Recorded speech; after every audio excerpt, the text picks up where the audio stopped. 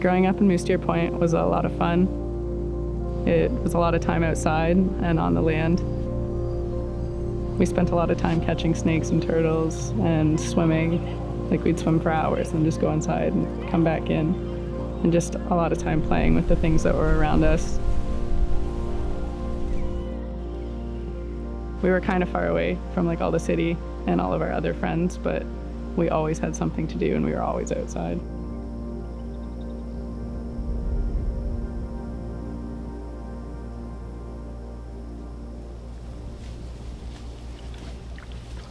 So ani, Tristyn Sandy, Makwandora, Matabak and Donjaba, Bodwe Wadami Kwayandao. So my name is Tristyn Sandy. I'm from Moose Deer Point First Nation, and I'm Bear Clan, and my background is Potawatomi. And I work for Moose Deer Point First Nation as the environment officer. I initially wanted to be Steve Irwin. I wanted to be a crocodile hunter. It was my #1 goal when I was really little. I just wanted to do something outside, and I ended up choosing environmental studies and seeing where that could take me. Road ecology is kind of just studying what's happening on the road from an environmental perspective. Just looking to see what's crossing the roads, whether it's for nesting or for migration or for just because the habitat spreads across 2 different areas across the roadway. Just seeing what needs to be protected and what's out there. We do road ecology and road monitoring because we had a lot of developments and roads put through our major wetland locations, and we have a lot of cottage traffic.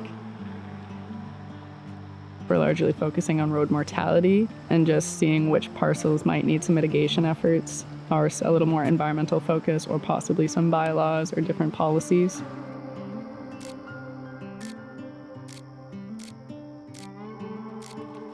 So right now we're just working on our bike surveys and identifying those hotspots, and then we can bring that forth to the community or put it into our plans.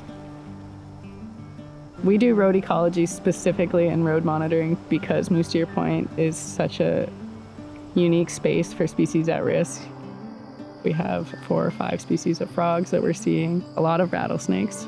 We've seen like spotted turtles, blanding turtles, like all the really highly endangered ones in our region.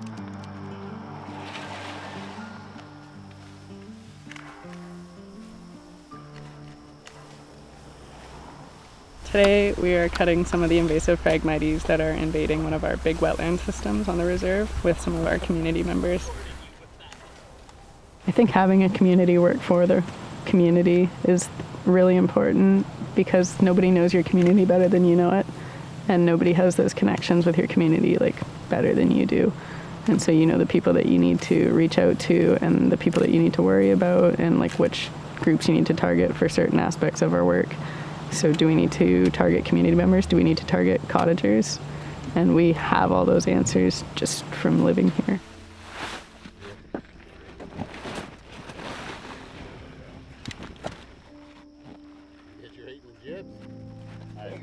The thing I think I find the most rewarding is that even though I've been here and living in this community almost my whole life, I'm still developing relationships with different people in different ways. And I'm learning a lot about our history because our elders are more engaged, and then our youth are more engaged with different aspects as well, and you never stop learning that way. For me, protecting the dwindling numbers of spotted turtles and blandings turtles, I just want our future generations to be able to know what those were and what they are, and to be able to see them. I didn't think I'd want to work for Moose Deer just because it's so small and everything is just so known to me. I really just wanted to see what else was out there. I'd probably still tell myself to go see what else is out there, because you might still find your inspiration, but it might just inspire you to come back home too and realize that that's where you want to be working. You know, there's lots of things out there, but there's kind of nothing like home. If I look back on it, I'm just the same 10-year-old kid playing in the creek some days with the turtles and the snakes, and I feel like that's where I'm happiest. So